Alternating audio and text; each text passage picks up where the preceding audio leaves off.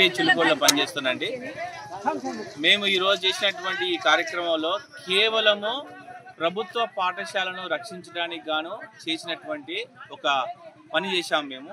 ఎందుకంటే ప్రభుత్వం వైపు ప్రభుత్వ పాఠశాలకి పిల్లలు రావాలని, అదేవిధంగా ప్రభుత్వం ప్రవేశపెట్టినటువంటి వివిధ పథకాలు ఏవైతే ఉన్నాయో వాటిని అర్థం చేసుకుంటారనే భావనతోటి ఈ యొక్క కార్యక్రమాన్ని మేము చేయడం జరిగింది.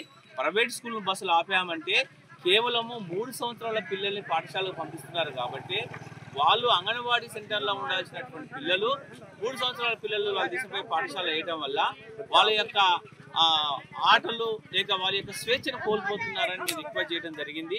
ఈ రోజున ప్రభుత్వం ప్రవేశపెట్టిన కొన్ని పథకాలు ఏవైతే ఉన్నాయో, ఫ్రీ బస్ ఎలా పెట్టారో పాఠశాలలు కూడా ఫ్రీగా ఉన్నాయి కాబట్టి లక్షలు ఫీజు చెల్లించి విద్యార్థుల యొక్క జీవితాలు ఆగం చేస్తున్నారు కాబట్టి తల్లిదండ్రులు రిక్వెస్ట్ చేస్తున్నాం ఏమంటే ప్రభుత్వ పాఠశాలకు పంపించండి. రేపు ప్రభుత్వ పాఠశాల చదువుకున్న బీటెక్ సీట్ అనేది ఫ్రీగా ఇస్తున్నారని చెప్పారు గవర్నమెంట్ వారు. అదేవిధంగా మెడికల్ సీట్ కావాలంటే ఫ్రీ సీట్ కావాలి, ఇంజనీరింగ్ సీట్ కావాలంటే ఫ్రీ సీట్ కావాలి, ఉద్యోగం కావాలంటే గవర్నమెంట్ జాబ్ కావాలి. కానీ ప్రభుత్వ పాఠశాల మాత్రం చదువుకోవట్లేదు.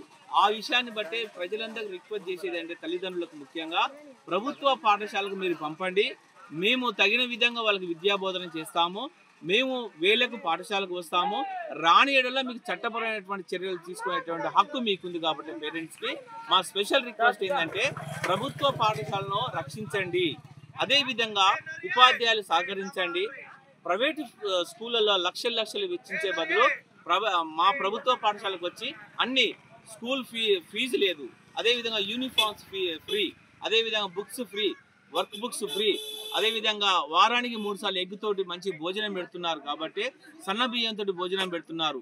అదేవిధంగా పిల్లలకు ఆట వస్తువులు, అదేవిధంగా గ్రాంట్స్ విడుదల చేస్తున్నారు కాబట్టి స్కావెంజర్ కూడా పాఠశాలలో ఉంటున్నారు కాబట్టి ఇవన్నీ దృష్టిలో పెట్టుకొని పేరెంట్స్ అందరూ కూడా ప్రభుత్వ పాఠశాలకు పంపాలని మనస్ఫూర్తిగా కోరుతున్నామండి. అసలైన తొలి వెలుగు.